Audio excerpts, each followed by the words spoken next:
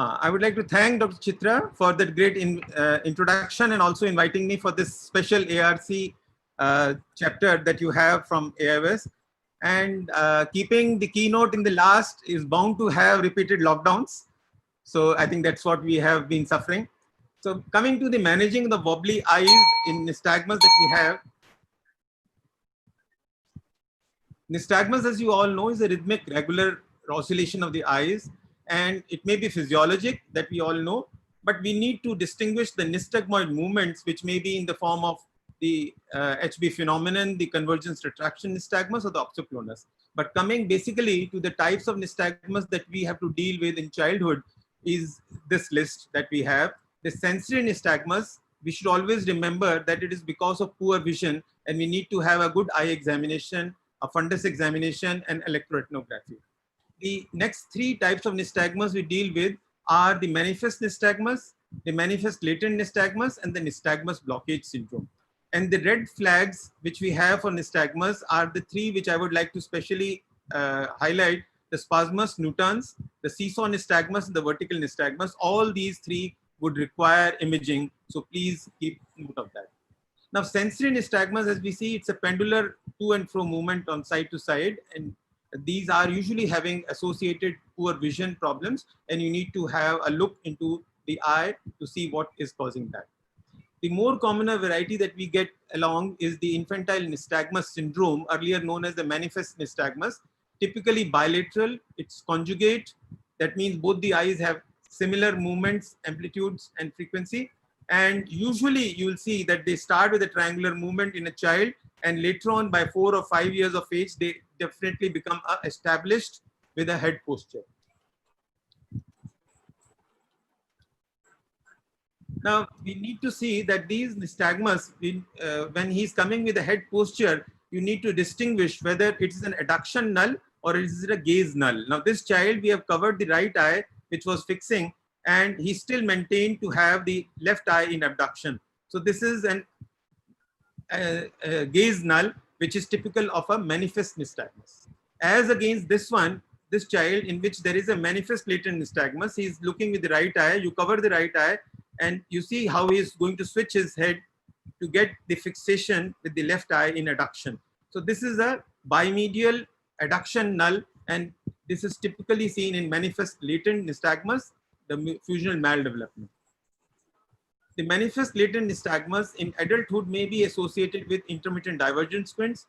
As you see, whenever the IDS breaks, the nystagmus becomes fully manifest, as you'll see here with the Spielmann occluder. The moment the eye breaks into a manifest deviation, the nystagmus becomes worse. In such cases, it's important to notice that when we'll correct the squint, the nystagmus also will be reduced to a latent component. Similarly, a Scientia syndrome, a child having an infantile esotropia with an adduction null, and if you have noticed this, that the child is having an adduction null in each of the eyes, you would have to do a medial rectus Farden procedure in addition to the MR recessions. Then only you will be able to correct not only the squint, but also the face turns which are happening in each eye. So when you examine a case of nystagmus, look for the head posture, look both for distance and near. Sometimes they may vary in different fixations. Look for any associated squint and albinism, which may be seen like in this girl. So you examine, you see these points that you can remember. Whenever you are examining visual acuity in children, in nystagmus, always look for a binocular vision assessment also. And if the binocular vision is improving by 2 lines, it means there is a latent component which is there, and you need to re-examine the visual acuity monocularly, not by covering or occluding the eye, but by putting a +4 or 6 diopter lens over that eye. Any associated strabismus or albinism you have noted. Head posture you can measure with the protractor. And if you have a periodic alternating nystagmus, that means the head posture is changing every 3 to 5 minutes, then this is a little different situation and may require a bilateral augmented endoscopy procedure or a 4 horizontal muscle supramaximal recession. This may be easily missed if you do not observe the child continuously for 3 to 5 minutes. Another nystagmus that comes across in childhood is the spasmus nutans, and typically you will see it's a dissociated nystagmus. That means the right eye and the left eye are beating at 2 different frequencies and amplitudes. Can you notice that? This is important to see, and if there is, you need to do an imaging in all these children. Majority of them are benign, but some may be having a optic chiasma or optic nerve glioma. This was recently even reported by Brodsky in Journal of APOS that there was a harboring optic chiasma. Nystagmus blockage syndrome is another situation where the nystagmus and the strabismus are inversely related. The moment he tries to reduce the nystagmus, it becomes an esotropia, like this. Now, these children may require a Farden procedure in addition to that. Acquired nystagmus in a child, which is usually having an oscillopsia or a vertical nystagmus, usually will again require an imaging, and you may have a localizing lesion seen as per the list. Coming to the management, we need to do a proper optimal prescription of glasses, use of tinted glasses for the myopia that may be associated or the albinism that is there.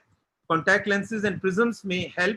Auditory biofeedback and acupunctures have been tried by us and published in the JPOS, but these are short-term measures and really do not help us in the long run.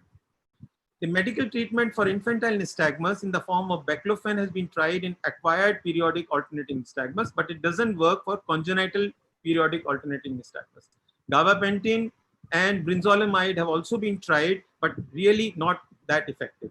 Main strategy is surgical, and these are the 4 or 5 principles of surgery that we follow. One is shifting the eccentric null position to the primary position. So whenever there is a head posture, it is because of an eccentric null, and we look for it and then we shift that position to the primary position. Second strategy would be to induce more convergence by doing an MR recession or a posterior fixation sutures. Any associated strabismus, as I said, in cases of manifest latent nystagmus, may be itself correcting the nystagmus if you do the strabismus surgery. The 4 horizontal muscle recessions and the Hertel-Delosso procedures are the recent additions, but these really do not have a long-lasting effect. So coming to the main strategy which works is the Anderson-Kestenbaum procedure, shifting the eccentric null to the primary position. What we are going to do is yoke muscles are weakened equitably in both the eyes so that we do not induce any squint and maintain the ortho position that was there. The surgery is usually planned at around 4.5 or 5 years of age.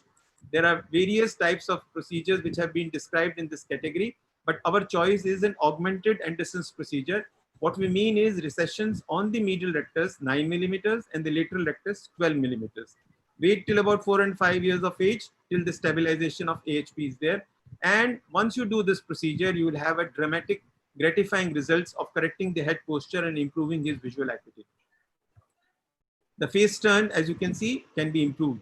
Now, the importance of doing the Anderson's procedure is also that even if you have missed a periodic alternating null nystagmus, pan, these cases can be still be retrieved on the second day. Now, this girl who had a pan but was missed out, we did an Anderson's procedure and she had a change of head posture to the opposite side.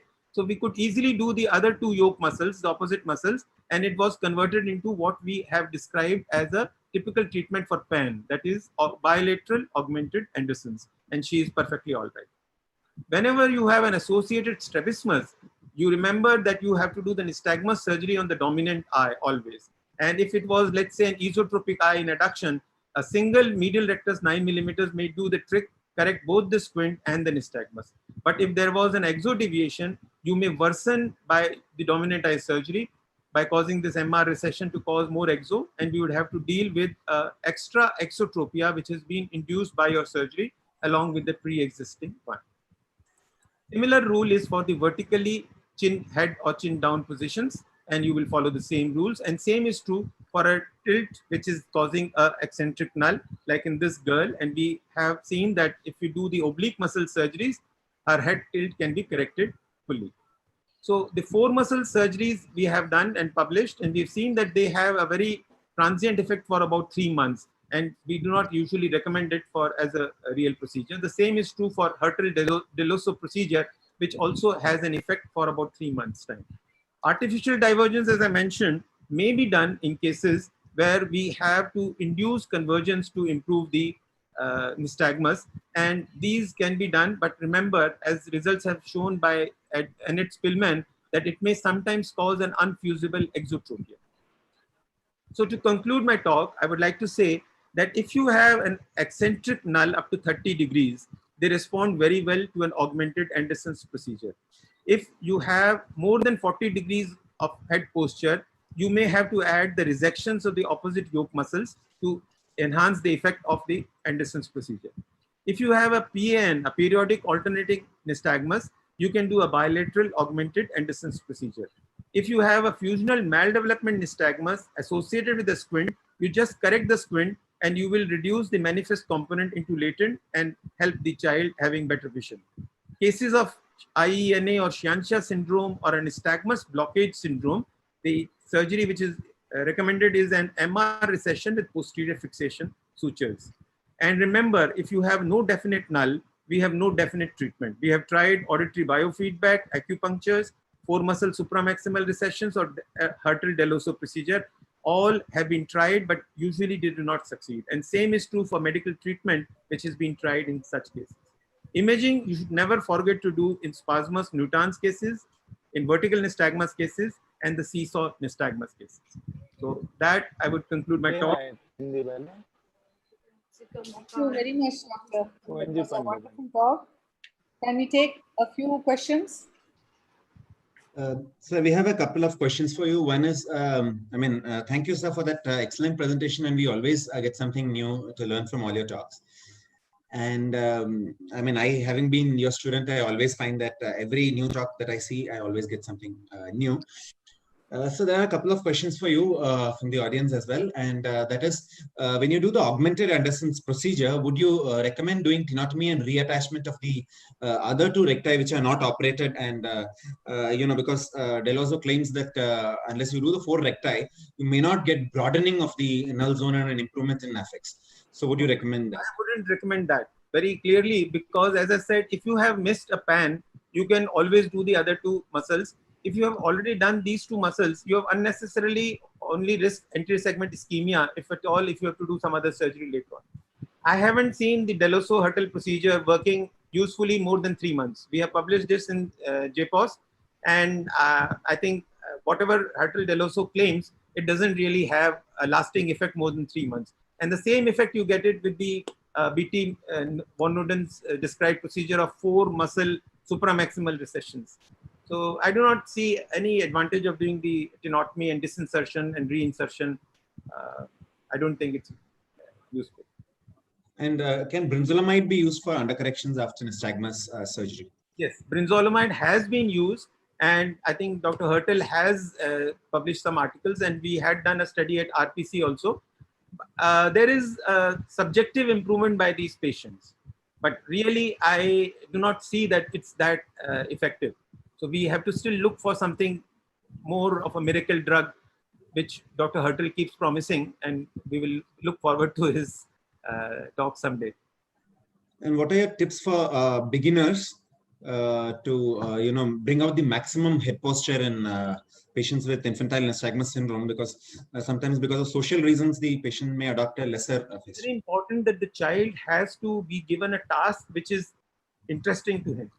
So let him watch a video, a cartoon video, which he's seeing a lot of interest. At that time, his maximum nystagmus will, or the null position will come into its effect. So you would have to give him a viewing of 3 to 5 minutes constantly. What is happening when he's doing that? And many a times you'll pick up a PAN which you would have missed earlier. So you would have to give him a visual task with something which is requiring a visual attention in order to get his full null position as well as the nystagmus to be manifested. And one more audience question. The expert panel and other speakers, please feel free to interrupt me anytime with your comments. All the presentations are available on the Facebook page and YouTube. There's one more question. What are your tips to beginners? What cases should they be selecting to avoid or minimize complication? Like in phaco, we say do not select very soft or very hard cataracts. So like that in squint surgery, what are your tips to minimize complications? What should the beginners who are fresh from fellowship, what cases should they be selecting? And one more question for Sharma sir, that what is your take on Park's classic maximum and the 40 and 50% augmentations? So first is about the strabismus. That the question is that one is that you have to do a full examination. If you are planning to do even a horizontal surgery, you may miss out an A and B pattern and you will land into a problem. So don't just think that you are doing horizontal squint only. It may have an associated A and B pattern. So you need to have a good examination. And I'll tell you, even in children, if you are observant and you play with the child, it's not difficult to see that they have an associated V pattern or an inferior oblique overaction associated with it, but don't miss out that. So that is one thing I'll say. Most of the time, if you follow what I say as the OCIPE, observe, confirm, infer, plan, and execute. So this is the 5-pronged strategy that we say. Your observation has to be very acute. You keep on observing the child and be playing with him, and you will observe, and the child will keep on showing you everything. The measurements may be a little difficult to do, but you will be qualitatively able to get the full picture of the squint that is there, right? So that is very important. So if you have done that, I think you will usually be able to plan your surgery properly and do it, and you will get excellent results. And the perfect thing is alignment. It's not squint surgery that we are advocating to be done early. We are advocating that you have to have early alignment of the eyes. Even if you have operated and you have missed out an alignment, it is as like doing a partial cataract surgery in which you have left some of the lens matter. You wouldn't do that. You wouldn't say that, oh, I have done cataract surgery, so what if part of the cataract 50% is left out? That is not something which any cataract surgeon would be allowed to do. The same is true for squint surgery. You need to have a alignment. Now, if you need to do a resurgery or give prisms, you may do that. You may give some glasses which may correct a residual EZO which is there, but get the full alignment of those. The second question is about the nystagmus cases. What about the Parkes procedures and all?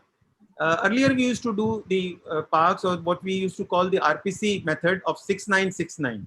That means any null which was more than 30 degrees or 45 degrees, we used to do a bilateral surgery, medial rectus 6 millimeters and the lateral rectus 9 millimeters. We found that more than 40 degrees it wouldn't work, and that is why there were 40% and 60% enhancement described by Calhoun and Nelson's team. But the Anderson's procedure, I have found, with the augmentation that we do, 9 millimeters on the medial rectus and 12 millimeters on the lateral rectus, is very effective. Even by 2 muscles, you will achieve a correction of head posture of 30 degrees. And if you have more than that, you have an option of then having the other 2 yoke muscles, which you can add on as resections. So in today's stage, I wouldn't recommend doing a Parkes 40% or 60% procedure. Rather, I would say do augmented Anderson's and add on the resections if need be. Any of the other panel have some questions to ask for speakers? Some more audience questions? I mean, if Yeah. I'll ask one question to Dr. Sharma. If there is a coexisting strabismus and nystagmus, how do you plan surgery? Okay. So whenever you have an associated strabismus with an nystagmus, I think I did allude to it, but because of lack of time, I couldn't elaborate on that. I'm asking because I'm sure people want to. Let's say there is an esotropia and there is a nystagmus. Now you have to first find out where is the null.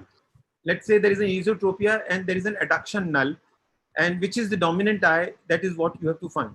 If you find that the right eye is the dominant eye and that is the eye which has the adduction null, you can easily do an MR recession.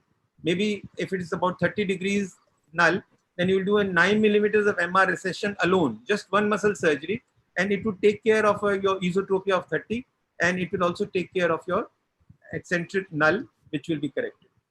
But if you have an, let's say the dominant eye is still the right eye, and you have an adduction null, you would have to do again a recession of the MR. This will induce an exotropia. If the other eye was already having an exotropia, it would worsen the exotropia. So you would have to do the dominant eye surgery, MR recession, but the left eye, the other eye surgery, you would do an exotropic surgery, and you would have to do maximal so that you correct the 30 plus 30. That may be almost like 60 degrees of exotropia that may be there. Then clear? Any other questions, Murli, or do I conclude? Madam, there are a few more audience questions. Shall I ask? The Maybe audience one is or there two, to listen they're to you. quite late now. Murli, all in Okay. your hands. If you have the time. Yeah, madam, you take the call.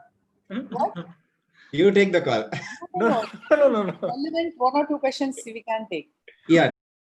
Diagnosis. Recently, the SLO, the adaptive optics thing we have done, and we have seen that these children who are having, let's say, an isometropic amblyopia and not responding to treatment, they have some underlying problem with the cone dystrophy. Yeah. In between stage cone dystrophy, they may sometimes have some associated color deficiency or maybe a partial color deficiency, which you should also look for. And otherwise, the adaptive optics, if you have, that ophthalmoscopy will help. That will tell you the cone size and the variation that they have. Yes, sir. Thank you. Many times we do find these children having cone-related issues. So ERG is a helpful investigation. So, what are the red flags of not that you should not operate on a patient with Brown syndrome? When should you absolutely avoid surgery in a patient with Brown syndrome? Brown syndrome. Yes. What are the red flags that you should look for, and that this patient you would prefer not to operate? Pain.